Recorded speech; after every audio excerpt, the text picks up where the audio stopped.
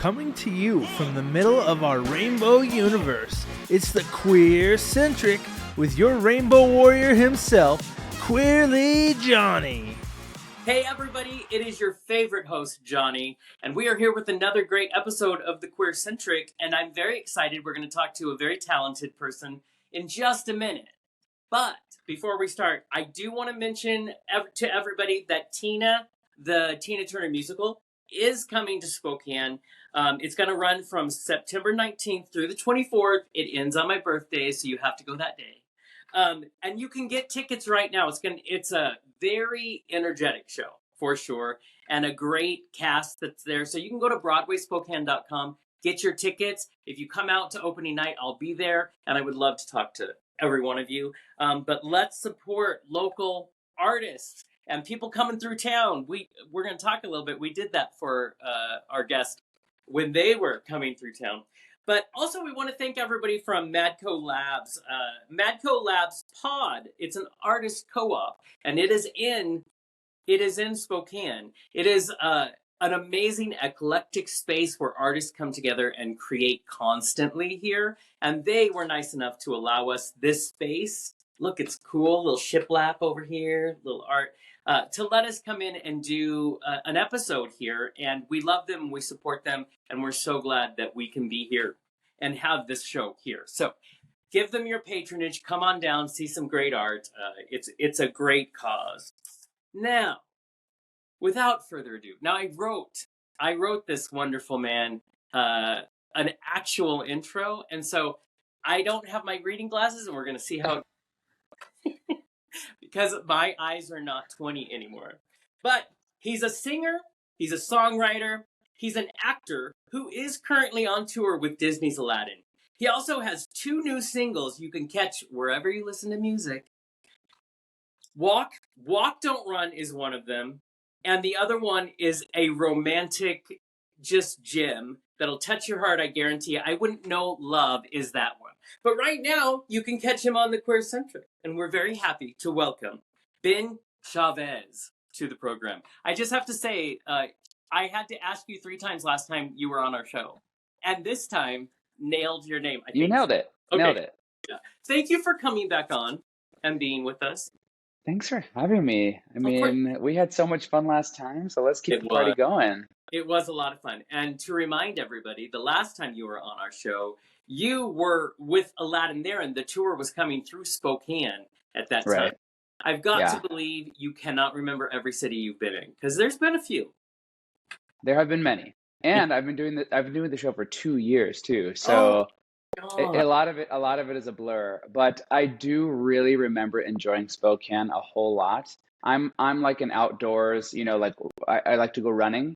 And Spokane has some beautiful nature and trails and walkways. I loved Spokane. Yeah, I forget. People, you can follow Ben on the social. I've seen your running on Instagram. And all I can say to you is good job, and it makes me tired. I'm how do you do that? I'm kind of contradicting myself because I did write a song called Walk, Don't Run. But True. Here I am running almost every day. So I'm a hypocrite.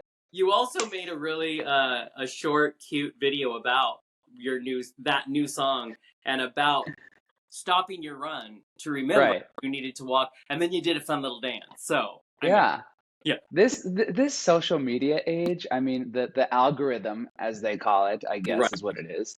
It wants you to post every single day. And I'm like, my life, I don't think I'm that exciting to be posting content every day. So I've had to kind of invent this, cutesy little just content just to put out. And some of it's funny, some of it's serious. And I just have to keep plugging out things about my life.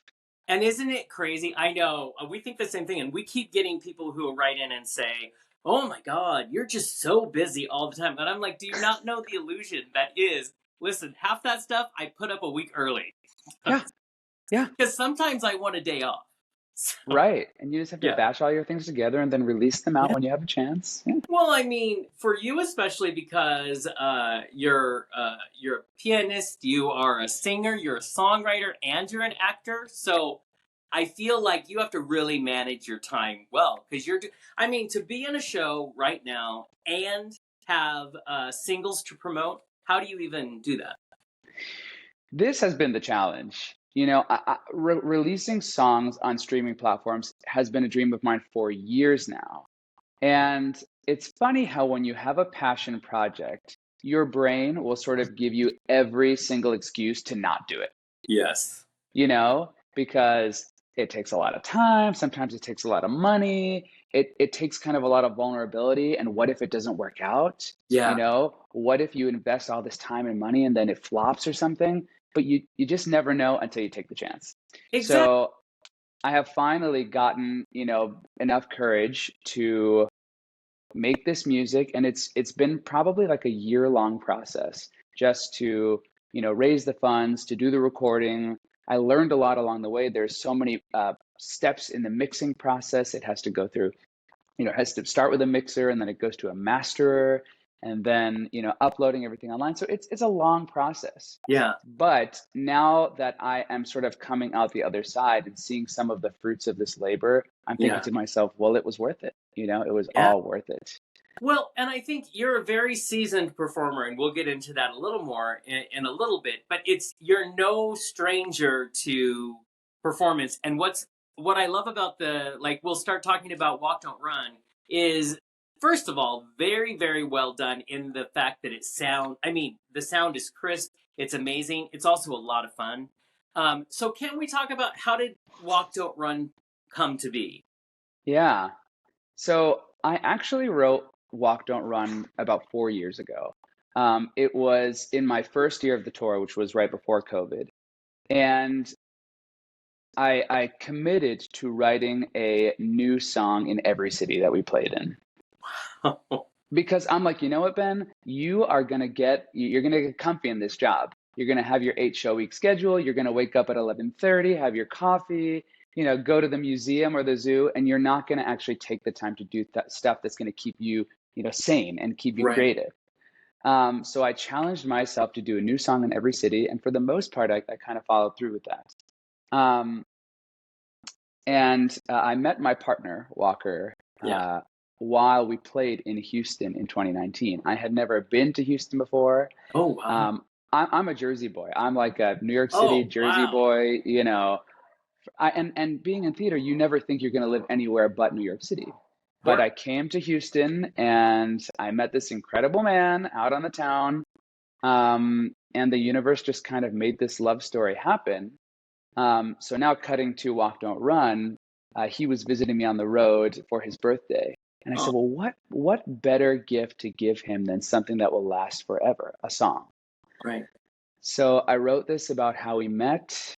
I did kind of a studio demo 4 years ago, and I gave it to him for his 30th birthday. And actually, for those who are watching the show, let's see if I can make my camera. Right behind this plant is the sheet, the handwritten lyrics that I gave him for his 30th birthday, along with that demo recording. So that is kind of what got the ball rolling on this whole passion project. And now I've gotten to record it exactly as I want it to be, with the horns and the, you know, Oh, full band, all the production, the backup vocals. Now like the dream is coming true.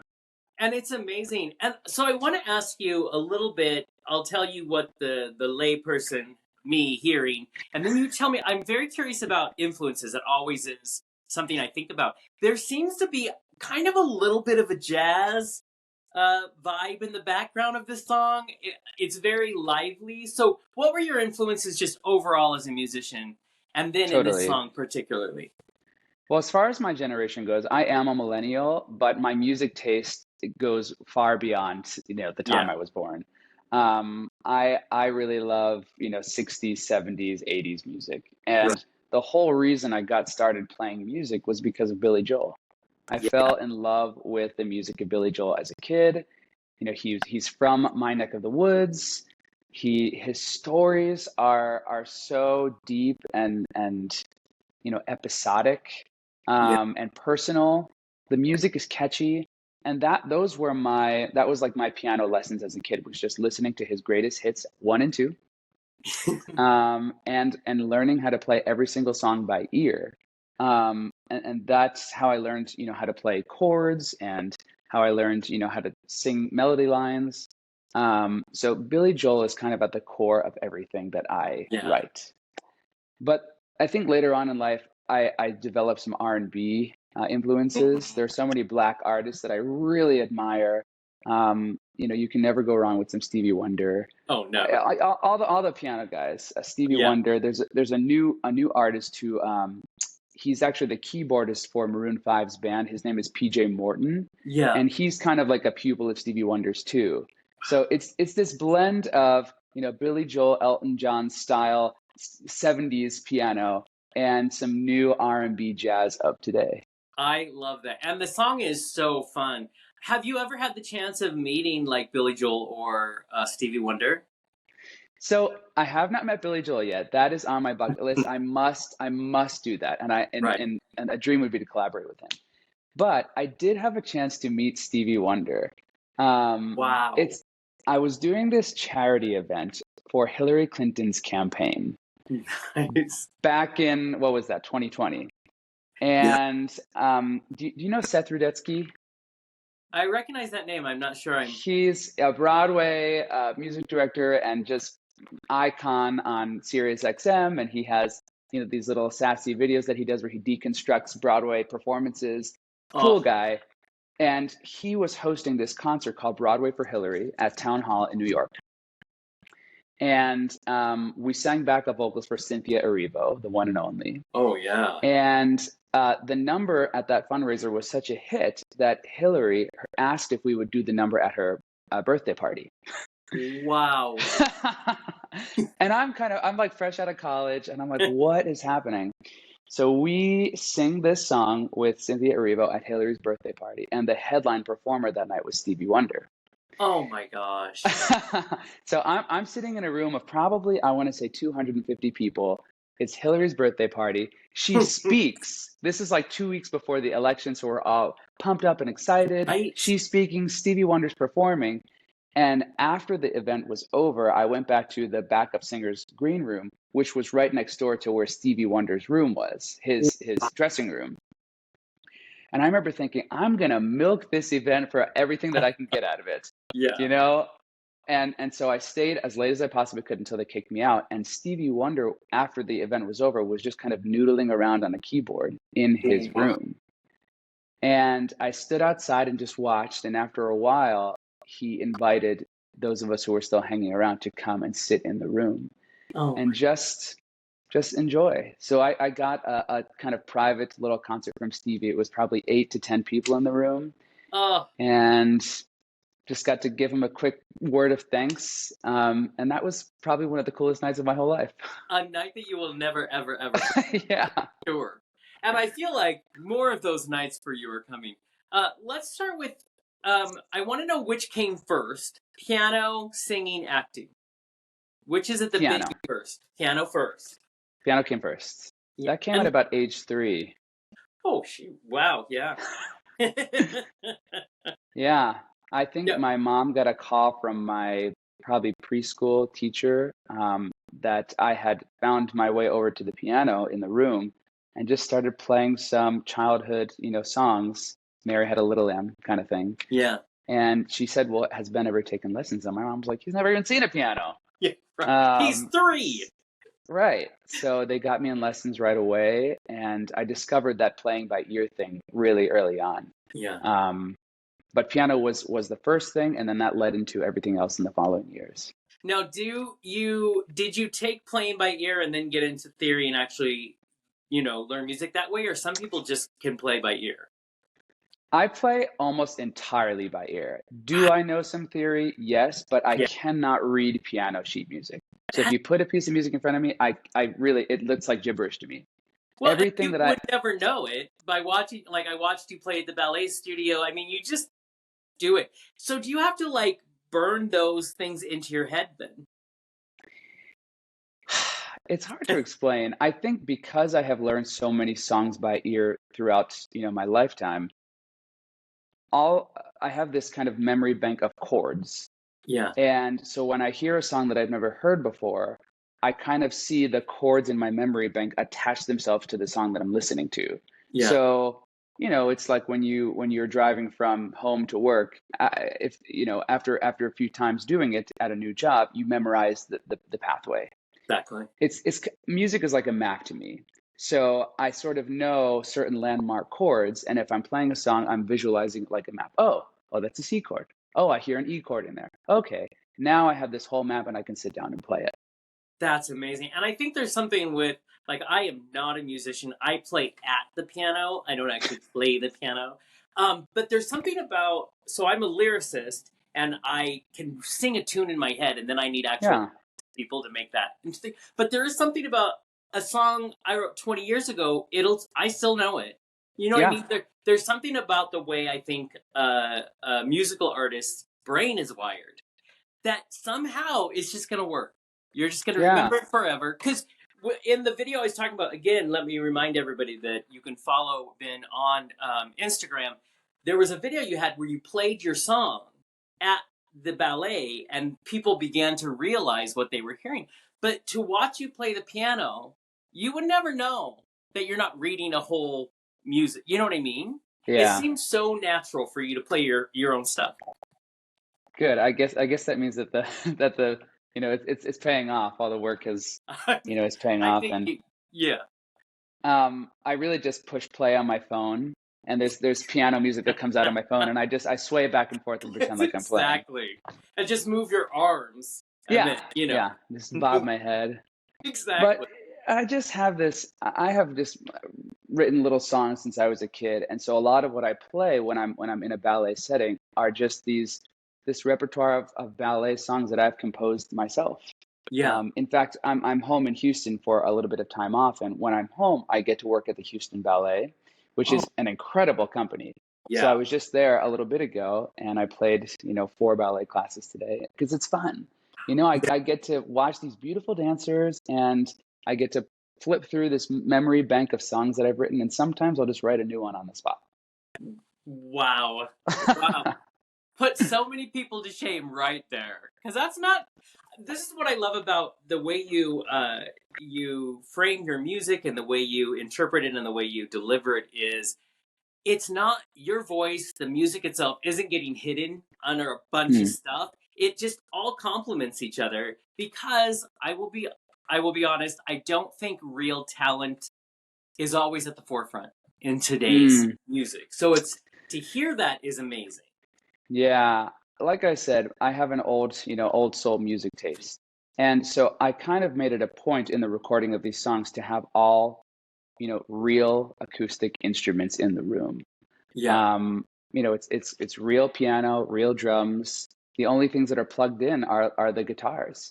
And there's maybe a pop of organ, but I really wanted to make sure that we had real instrumentalists in the room doing their thing. There's no auto tune. There's none of that extra stuff. It's just people's natural gifts in the recording studio, which I love. That's what's amazing. Go ahead. And I was worried when I was recording the music. I remember talking to my partner and saying, "But this is not what people are listening to today." And he says, "But this is what you have to say." And somebody is going to latch onto this. Yes. And so I went ahead with it and just went ahead with the vision, and I'm so happy with the product. Oh, it's amazing. And it plays so well live. To watch your live performances of it, it plays well. And this is what I've learned through the years. If you stay true to your heart, if you look out there, we're told that only certain things will sell. But in the end, you'll see so many artists that have a successful, huge career, and they don't fit in those boxes. You know what I mean? Yeah. I think there's something about being different that it just makes people stand out. And I think that in the responses that I'm getting are that people are latching onto the stories in the song, which was the goal. To use the musical elements to highlight the stories. Yeah. As opposed to just listening to a song that has an overall vibe. Exactly. Which no offense, I think that is why I don't listen to so much music that is produced today, because a lot of it sounds a little kind of similar to me. Yes. And I want people to be able to pick out instrument lines and story lines and kind of go on a magic carpet ride, if you will, Good tie-in right there. Well, and before we get, I want to talk about story. I definitely want to get to this next song, but before we do, I want to talk about your voice. It is very. Did you? Because you mentioned autotune earlier, which you don't need at all, and it's such a smooth. Just the way your voice is not like a bunch of other people's. Did you go to lessons? How did the discovery of being able to sing and enjoying that come to be? Yeah, I've been taking lessons probably since I was 5. I started Oh, that's singing amazing. then, and I've had such a wide array of instructors. I did some opera training for a while. I've done a whole bunch of musical theater training, but I think that I really found my voice in college. The man in charge of the vocal performance department at NYU at the time is a guy named Michael McElroy, who is Broadway. He's a Broadway legend. Um, he has so many amazing credits on his, under his belt, and he also is the founding director of the Broadway Inspirational Voices, which is a gospel choir comprised of Broadway performers. Just a really diverse group of people. Some people grew up in gospel choir. Some people did not until they joined the choir. But he infused a lot of soul R&B into our training, Yeah. and that spoke to me. Music. There's just something special about R&B soul music by Black artists. It's different. It's a different kind of quality. It's a different kind of truth, and honesty, and that just really spoke to me. And then I eventually, after I graduated, was invited to join that choir. So gospel, soul, and R&B is, I think, very much woven into what I create, Yeah. and that. Of course, without stealing or ripping on any of that history, I think my voice, it likes to glide on a little bit of that soul and R&B style and flavor. And I think that's what comes out. What I love about that music is there's an energy that kind of comes out of the artist who's performing it that kind of just draws you in, which is what listening to your music does. Is there's like when Walk Don't Run came out, it has such a good, for lack of a better word, a good vibe, a good energy to it. You released a lot of videos, and so did some of your co-stars of you all on the show, like dancing to it and having a good time. It's infectious, this sound that you created. And you talked about your music having a story to it. You're Mm, obviously a songwriter, you tell stories in your songs. And I can't not mention, so your newest single is I Wouldn't Know Love. It mm, is if you are a sentimental fool like I am, it is absolutely beautiful. And it is so vulnerable. I mean, you're telling mm. the story, right, of how you met Walker. Am I correct? Yeah, Yeah. correct. Talk to me about writing it, singing it to Walker for the first time, what it's like telling the world, saying, here's my heart, I'm going to give it to you. Tell me what you think. It definitely took a lot of courage. There was a part of me that, didn't want to necessarily do the gay story thing, Right. because I said, well, thinking about the marketability of a song, it would be more universal if I didn't necessarily talk about my queer love story. Right. But that just seemed to go against the whole story. Yeah. I mean, I'm a gay man who is madly in love with this incredible gay man. And there are people, I think, who need to hear that, who need to hear queer love in music on streaming platforms. And so stepping into the truth of that story, I think, just made the whole thing really breathe. Um, and the songs, this one in particular, it feels like a diary entry to me. Yeah. It has my whole heart on my sleeve. And I think what I really wanted to pour into it was the being in love part. There are Yeah. so many songs out there about breakups. There's so many, and that's not to say that that's easy to write, but when you're in that state of mind, the feelings just kind of, Yeah. they flow from you, because they're so fresh and so raw. But I wanted to write a song just about being in love. Yeah. And something that people can slow dance to at their wedding. Yeah. And so I hope that that's what people receive from this. And I think that when I first played it for Walker, we both were kind of like tearing up because we have found each other. We Yeah. have found our person. Yeah. And after the struggle that it has been to come out and and get our families on board, we're finally at a point where we are comfortable enough on our own skin to be releasing this story for anyone to listen to. Right. And you do such an amazing job sharing your story, not only in this amazing song, which I hope everybody goes out, listens to, supports, because it's so beautiful, but you share your life, really, at least the part of life we can share when we're on Instagram. We always keep something for ourselves, but it's beautiful to, like, you hear the story. It's so well written that it feels like you're there when you meet him. You know what I mean? When you're listening to it. And then you can see these extra videos where you're slow dancing while this song that we all know is about you two. Yeah. I mean, that's a lot to share. How comfortable is he that it's so out there? He's super comfortable. If anything, I think he's been the confident, comfortable one before I even got there. He's so inspiring to me. He's got a big, great outgoing personality. And though I am a performer for a living, when I'm off stage, I'm kind of an introvert. Yeah. And so he encourages to be more brave in sharing my story, because I think that we would not be here had we not heard other people's stories. Right. Exactly. So we welcome the opportunity to share ours and, touch other people's hearts through our love story. Well, there's a quote that you had said in something I had read that is, I'll actually read it. This is a quote from Ben Chavez, and it's savoring every moment in your relationship so it might just last forever. And first of all, it was just a sentence you said. It sounds like poetry, but it is that. I feel like that's what you capture in your songs is moments, that you can resonate with those and keep it special. Is that like, it's like your scrapbook through songwriting? Yeah, I think that's kind of the through line for most of my songs. Is to not the both songs that are out now, Walk Don't Run and I Wouldn't Know Love, I think are both about not settling. Yeah. Especially where love is concerned. We get one shot at this. And why not make it the best that it can possibly be? And what if the best possible outcome actually comes true?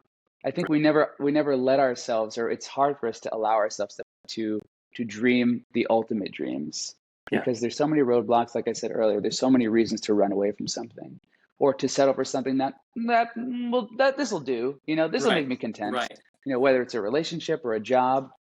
But what if we allowed ourselves to reach for the highest, to seek the greatest? And so I think what I have discovered through our relationship and through these songs is that I never want to take a moment for granted. I want to be as present as I possibly can. Easier said than done. But, I don't want to breeze through anything. I want to just enjoy this beautiful life. Exactly. So sentimental. I see. I love sentimental. This is my jam. You say in the song that you could easily settle for living with someone you don't even know, except you took the risk in that moment, to go outside yourself and to meet someone. I mean, how many people, get locked into a relationship and then get married with somebody that makes them perfectly content? Right. But it's the depth, it's the really knowing somebody that I think is the key. And there have been relationships in my life where I could have, I probably could have married that person. Right. But would I have been happy in the long run? No. Right.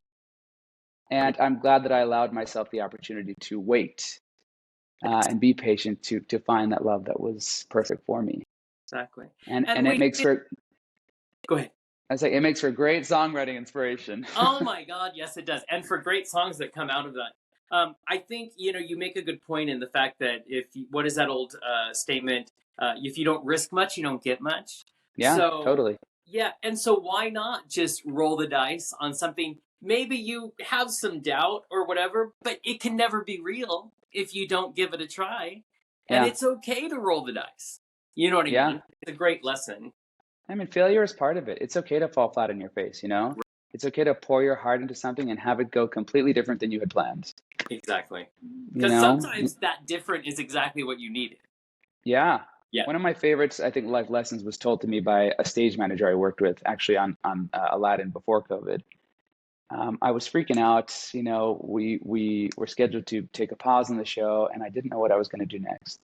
And she said to me, "Well, draw yourself a little life map right now. All the roads that you think you want to take right now, draw those roads out. And I'm going to move here, and I'm going to get this job, and I'm going to do this.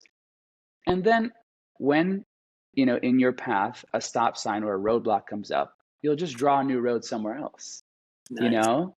But you have to go forth somewhere. You have to Yeah. you have to draw a map and go somewhere and try something. And then Yeah. you'll find out at point A, oh, actually, this isn't what I thought it would be. Let's go somewhere Right. else, you Otherwise, we know? all get stuck in one space. You know what Yeah. I mean? And you waste Which time. can sometimes be really comfortable. That can sometimes be Yeah, really easy and really comfortable. exactly. But, you know, getting stuck is scary. Very, yeah, because you don't. Yeah. It's hard to not. I always say I like to know the lay of the land. It's very terrifying not to know what that Yeah. is. Right. Step forward and see where your land is. You know what I Yeah. mean? Now, so you have these two really amazing songs that are out. People can go. I listen to it on Spotify all the time, but you can go and find it in a lot of places. Now, is there more to come? There is more to come. Thank you That's for asking. There are three more songs coming out. One, because this is my first time releasing music to the world, Yeah. I wanted to make sure I delivered little tastes, different flavors. Yeah. So, you know, we've got this sort of R&B, you know, groovy song with Walk Don't Run. Yeah. We have the love, kind of a little bit country ballad with I Wouldn't Know Love. Yeah. And there are three songs coming out. One is called Run My Fingers, which is kind of like a sensual, you know, Ooh, turn the lights down with your person and have a good time. I like that. And then the final two songs are dedicated to both of my parents. The Oh, first one is called Trackside, and that's about my history with my father. And it's a huge story piece. It speaks through memories, kind of the ebb and flow of our relationship as father and son, and you know, coming into the fullness of where we are now in our relationship. nice. And the final song is called Guardian Angel, which I wrote for my mom, who is my biggest inspiration. She has been, you know, my biggest fan since day one. And I just wanted, she recently retired, and I wanted to write her like kind of a send off. I wanted to write her the I Love You Mom song. Wow. And that's the most stripped down. It's just me on piano and a violin, a cello, and a viola. Oh, wow. Um, it's one that whenever I've played it live, I haven't been able to make it through without tearing up a little I bit. was gonna say, and I'm sure every time your mom hears it, she cannot. There's Yeah, no way. yeah. So she hasn't heard the finished version of this, and I can't wait to show it to her. It'll probably be an Instagram video. Right. Um, but I'm planning to release the remainder of the songs all at once. I have a birthday coming up in the middle of October, so I kind of want to do a little birthday release. I'm turning 30 this year, Woo. so it's a bit of a The milestone. 30s are good. They're the best decade. I'm excited. I keep hearing that, and I cannot wait. That's amazing. Now, so there's a full title to Walk Don't Run, right? Because that's basically if it was an album that was out tomorrow, all of the songs kind of are under that, right? What is the full title of it again? So I decided. So I kind of made a last minute decision. I'm gonna call the EP. I'm gonna call it Benjamin Oh, that's nice. because I'm tapping into my like Elton John, where he released his own self-titled album, Elton John. Right. But everybody calls me Ben, and I think for so many years I've been running away from my real name. Yeah. You know, I think Benjamin has always represented, you know, seriousness, and you know, whenever there's been a time in my life where I've gotten in trouble, I feel like it's always been like Benjamin. But at the end of the day, I really like my name, and I'm really thankful that my parents gave me this name. And so I wanted to release something that has, you know, from year one to year 30, and that's Benjamin. You That's know, awesome. that's yeah, Well, and they're so personal. It makes perfect sense. You know what I mean? They're yeah. pieces of you, so that you're putting out. It is like a diary of my life. Yeah. And it's all about those formative memories that and experiences and challenges that made me who I am today as a gay man, loud and proud and comfortable in my own skin. Exactly. I mean, celebrating every moment. Something else that I love about you, and there are some artists, and I sound like such a cranky guy. I love so many modern artists, but I know the work it takes to do this stuff. And what I love is some artists actually, this was shocking when I learned this like decades ago, have never performed live. They just create it, which is great for them. Yes. You do, especially in Houston, they love you. You're at piano bars and, doing events. Tell me what you think that gives to your music is that you've been performing for so long. Yeah. My favorite part about my favorite place to be is behind the keys. I think of all the things, all the creative performing arts related things that I get to do, being on stage in musicals, I think my happy place is really behind the piano. Nice. Because it gives me the opportunity to be unscripted, to speak to whatever the energy is in the room in that moment. And, I say this in a non-religious way, but I think there's an element of, I'm going to call it ministry, but Yeah. I don't mean that religiously. I just mean it in a human to human connection way. Yeah. Being behind the piano and sometimes it's a piano bar or somebody's party, it gives somebody a live, up and close personal experience. And even just last night, I played at a piano bar, and there were 3 people who have never sung in public before. Oh, But wow. we got them up to the microphone, and they had these incredible voices. Wow. And like they may not have gotten to share that gift had they not done it at the piano bar with me. Right. And so I think what being behind the piano and the live performance element allows me to connect with people in real time. Yeah. And sometimes somebody needs to hear a song to get through a hardship that they're facing. Yep. And if I can provide that song, I mean, what an honor, you Yeah. know? I think What an honor. performers at their best are a conduit. You know what I mean? Like, as a performer, you have no idea. So you're doing something you love to do. And like you said, you have no idea who's out there. And everybody's like, even listening to your work, even just playing on Spotify, you have no idea what your song is connecting. You know why you wrote it, but then you put it out there and you let it connect to people the way they need. That's the beauty, Yeah. I think, of being an artist. Yeah, and then people can access the songs whenever they need or want to. Right. And what's fascinating, so I know you've even done a lot of work in Houston, and then it's a lot for charity. Like you're earning all this money and giving it to charity. What is that experience like? And please tell me you do some things where you get to make money. I do. And we're getting married soon, so I need to make as much money as I possibly can. Yes, good point. But yeah, essentially the entirety of the height of the pandemic was charity work because we didn't have much else to do. And so I took my love of doing piano bar and being behind the keys, and my partner and I live streamed a show every week for probably a good year. Wow. And we'd pick a charity, and we'd connect with them, and for an hour I would do a piano bar performance and take people's song requests on the chat feed and raise money for these charities. We called it the virtual tip jar. And after a year of shows, I think we raised close to $25,000 for charities. Wow. And it gave us such great purpose. It was a whole lot of fun. And my partner is a incredibly talented floral designer. So part of the charm. Some pictures today. I saw. Yes, I'm like, what the hell? I could never do that. We did an event together last week, and he made this stunning arrangement for the top of the piano. And he has a great team that he works with. But part of the fun of our weekly shows was that he would make a different arrangement for each live stream. Oh, that's amazing. So people not only look forward to whatever songs we would sing together, but they were like, well, what are the flowers this week? So we had this little flower and music show, and for a time that was really dark for so many people, I think we found some hope and some excitement then. Which is all we can hope for, is a little bit of hope And I have to say, that must mean your wedding will look beautiful, obviously. That's what everybody says. And I'm like, God, there's so much pressure for us to put I on this big flower show. exactly. But we have made a commitment to each other that neither of us are. He's not gonna touch a flower, and I'm not gonna touch a microphone at our wedding. Oh, that's beautiful. Yeah. We're just gonna sit back and enjoy. And he has some incredible floral people on his team that I think are excited to make some magic happen. And we're gonna let other professionals do the performing part. I love that. And because that day is you. You know what I mean? Yeah. That is all about you guys, and that's what's most important. And I'll say, so I'm that gay guy who like takes inspiration by seeing beautiful relationships. I think it's amazing.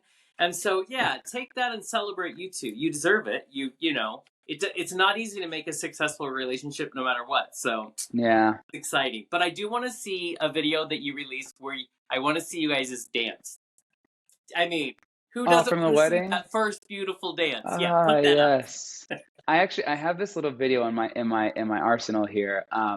That I have a lyric in the song "I Wouldn't Know Love" where I say, "But would he spin me in the middle of the dance floor at somebody's wedding?" Exactly. And I have the video of the moment at somebody's wedding that actually inspired that lyric. So this is in my collection of things to release in the next couple of days. I want to actually show people what that moment was. Yeah. That made me think, wow, like this man, he's got such a big heart, and regardless of the struggles and the shame that we've had as gay men, we are going to step out on that dance floor, and he's going to dip me and spin me and not care what anybody thinks, and that's such a great feeling. Hell yes, is all I have to say. I have no doubt you're supported by already all of your fans right now. So I hope I know it will be a beautiful day. I think that's amazing. Now, thank you. I know you only have a month and something left on the Aladdin run. Is that correct? That is, yeah. It's kind of new news. The tour will continue, but I have decided that it's time for me to put a little more focus on this music thing. Yeah. I would love to just give some more time to it and record some more music and maybe get to travel around and perform some of my own stuff around the country. So that's what's next for me in the near future. And it's go ahead. It's going to be sad to say goodbye to this show that has meant so much to me for 2 years, but it just felt like it feels like the right time too. Well, and I feel like what a great time for your music. Also, write down Spokane because we need you to come and do a show in Spokane because it's a great, it is. It's just a great show, and you play so well live. I mean, we'll take the love. We'll take it. Yeah, maybe we can do like a live, private in studio show with a small audience. Seriously, wouldn't that be fun? We could make that happen. I'm speaking it into existence right now. See, I love that. Yes, put it out there. I love creating, moments. I love creating these times when people can do, because I feel like there's so much ugly in the world. Art is so amazing because you can create beauty at any time. And so you really can. If we can focus on that more, I think that's amazing. So do you think in your future, so you're going to focus more on music, which is great for all of us. And I hope that you can give it the push you want to give it because it deserves it. In the future, do you think you're going to do more acting, or what do you think? I'm sure I will. I'm hoping that they both sort of work hand in hand. That as I continue to build more music, hopefully that brings more attention to different shows, to hopefully bring me on the road with them. Right. But it's never goodbye. I've been acting for my whole life, and it's such a big part of who I am. So I'll never put that to rest completely. But I just think in this season, I'm excited to do some more music stuff. Oh, I think it's going to be amazing. I can just see you on stage with the full band, and your back. Yeah. That would be an amazing thing to see. But we'll take an intimate show in Spokane. Yeah, let's do it. We got to start small.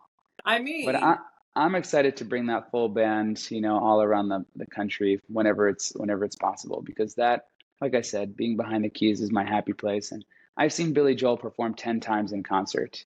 Oh, wow. And I love the energy of having those instrumentalists up there and banter and chatting about the songs and chatting with the audience. Yeah. It's an experience unlike any other. It's what I enjoy about going to a good cabaret show, because you get more of a connection with those. I've been Yeah. to all sorts of shows, but I do enjoy those. Just some way to be more intimate with people. If there was something you hope people get from all of the work that all of the artistic endeavors, what do you hope people get from it? That's deep. Oh man, I think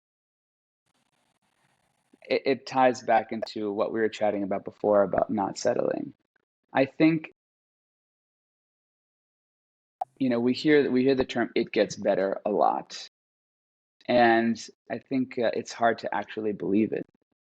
But I think I just want to pose the question to the world and to people who may be struggling with anything. What if the best possible outcome happens? I love that. And I would just encourage people, who listen to the music to use it as an example of, I there were times in my life where I felt so lost, and just never imagined that I could find, queer love and be out and loud and proud with it. And here I am. Yeah. And I would love to have told my younger self, what if the best possible outcome could happen? And what a beautiful phrase. I'm going to have to write it down after this. What a good thought to keep in your mind at all times. You know what I mean? So I love the bravery of your work. I love the bravery of your music. Will you tell our listeners and our watchers, where can they see more of you? Well, Instagram is where I post everything. I haven't quite mastered TikTok yet, so don't quite start looking for me there. You would be good at TikTok. Oh man, I think now I have Instagram Reels under my belt. Yeah, I think that'll probably be good for TikTok. But I post everything there. I also am getting better at posting at benchavez.com, which is my website. That there's a gallery, and you can see some live videos of what I do. But I blast on Instagram all the time, and that's where you can find my performances and where in the world I am, and that's just at Ben_Chavez. And can I ask? So because I tell our listeners all the time that we need to support indie artists, people that are bringing beauty into the world. So I know we can listen to your music, on Spotify. Yeah. How are ways that we can either buy your music or do something that supports you? That's very kind of you. Thank you. Well, obviously, the streams help. The streams help because it encourages, like we said, the algorithm to bump the songs, up to the top of more lists and playlists. But I will be releasing some hard copy materials in time for the holidays. Oh, and nice. So that would be great if you love the music and would love a vinyl record or a CD. I think there's something about those tangible things that are so special, even if you don't have a device to play them on. But you just said the magic word. Are you seriously going to have vinyl? Oh, yeah.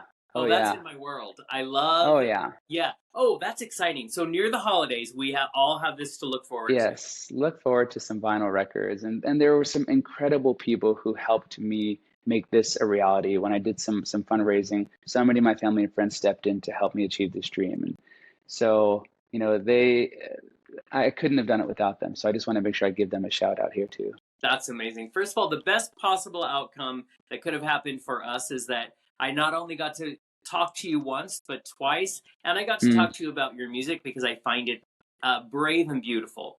Thank you. And so thank you for taking time with us, and for, I know, your husband, or I'm sorry, your fiance. So sorry. Soon to be husband. We're almost there. Soon is coming in there. Please give him our love.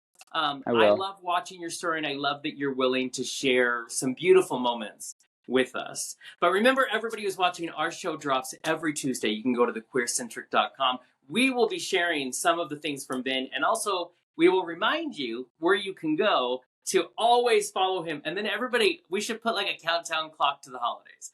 Yeah. But go and buy his stuff, because we want people like you. You're the real deal. Like, you're genuine, you're talented. And so we want to support more artists like that. So again, thank you from the bottom of my heart for doing this show. Me too. Thanks for having me, and can't wait to come back for that live concert sometime soon. Oh, it's going to happen. Okay. Yeah. Next time, everyone. We'll see you next week.